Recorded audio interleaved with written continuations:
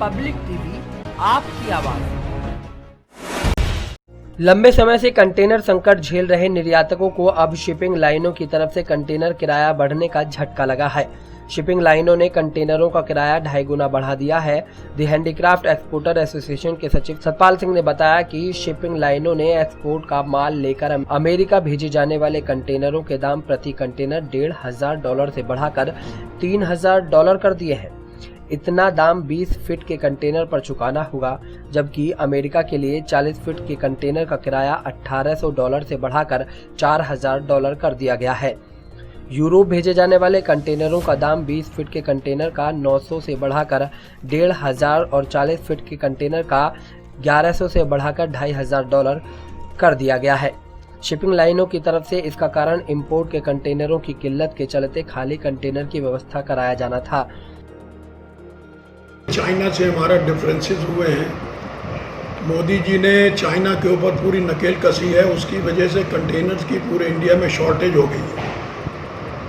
जो कंटेनर के यूरोप के लिए 20 फुट कंटेनर के रेट $900 हुआ करते थे, वो आज की डेट में $1,500 हो गए। 40 फुट कंटेनर के $1,100 थे, वो $2,500 हो गए। जो यूएसए के लिए कोरोना काल से पहले $1,500 था 20 फुट का, वो $3,000 हो गया, और जो $1,800 था वो $4,000 हो गया। ये 40 फुट का है।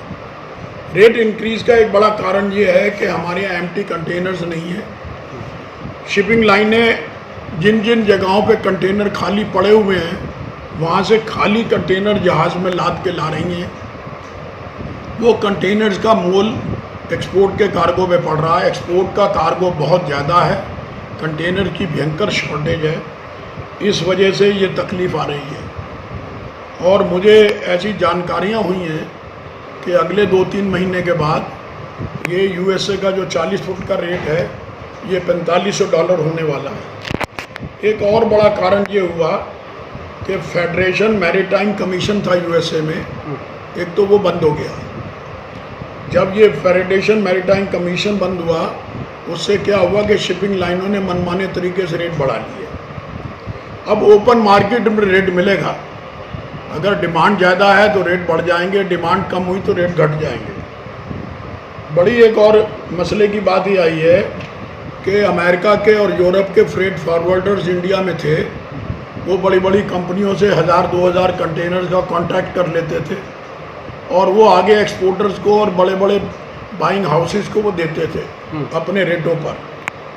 आने वाले वक्त में ये सारे फ्रेट फॉरवर्डर्स जो हैं ये सब ख़त्म हो जाएंगे। कोई फॉरेन का फ्रेट फॉरवर्डर इंडिया में काम नहीं कर पाएगा।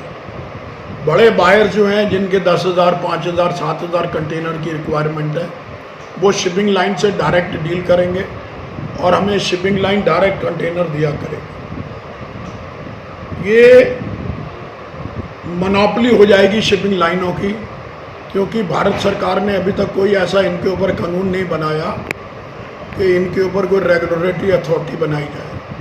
जब तक इन पे अथॉरिटी नहीं बनेगी, निर्यातर इसी तरह पिसता रहेगा। भारत का जो फ्यूचर है वो बहुत ब्राइट है एक्सपोर्ट में, और हम उम्मीद कर रहे हैं कि भारत सरकार को इसमें कोई ना कोई हमारी मदद करनी चाहिए। शिपिंग लाइनों की तरफ से आगामी दिनों में कंटेनर किराए में और भी बढ़ोतरी की संभावनाएं जाहिर की गई हैं। मुरादाबाद के अधिकतर निर्यातक FOB के अंतर्गत विदेशी ग्राहकों को माल भेजते हैं। इसमें कंटेनर किराया माल आयात करने वाले विदेशी ग्राहक वहन करते हैं। किराया काफी बढ़ जाने के कारण निर्यातकों को ग्राहकों की तरफ से उन्हें किए जाने वाले पेमेंट में कटौती कर दिए जाने की आशंका बढ़ गई है। सर वैसे बिजनेस आप बिकॉज पेंडेमिक कंडीशन में वैसे बिजनेस वैसे ही कम है, खासकर हमारी हैंडीक्राफ्ट इंडस्ट्री में। प्लस जहां हमें गवर्नमेंट से थोड़ी बहुत सब्सिडी मिलनी भी नहीं चाहिए, उस सब उपरांत उसके ये जो फ्रेट कंटेनर्स को बढ़ाए जा रहे हैं, ये बिल्कुल नागवार है और इससे हमारी इंडस्ट्री को बहुत फ़र्क पड़ेगा। बिकॉज आपको पता है कि इंपोर्ट इंडिया में बैन है अराउंड द वर्ल्ड, खासकर सदर्न एशिया से। उसकी वजह से अवेलेबिलिटी जो एमटीज़ की वो बहुत मुश्किल से है, और जो सदर्न एशिया हम शिपमेंट कर भी रहे हैं वो शिपमेंट अभी क्रॉस नहीं हो पा रही, वो शिपमेंट जा नहीं पा रही, बिकॉज वहाँ पर कंजेशन या तो उनके पोर्ट पर कंजेशन है या मिडवे में कहीं कंजेशन, जो कि कोई भी शिपिंग लाइन हमें कंटेनर प्रोवाइड नहीं करा पड़ी। हमारी इंडस्ट्री जो है फैशन रिलेटेड इंडस्ट्री है। हमारा हर आर्टिकल या हम जो भी शिप करते हैं वो फैशन से रिलेटेड है, हर सीज़न से रिलेटेड है।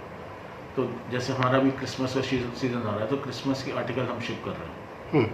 2021 में स्प्रिंग समर आएगी सबसे पहले, फिर आएगा ऑटम विंटर, फिर क्रिसमस आएगा। तो अभी जो क्रिसमस के ऑर्डर्स अगर मैं शिप नहीं कर पाऊंगा तो इवेंचुअली वो ऑर्डर्स बाहर मेरे कैसे करेंगे।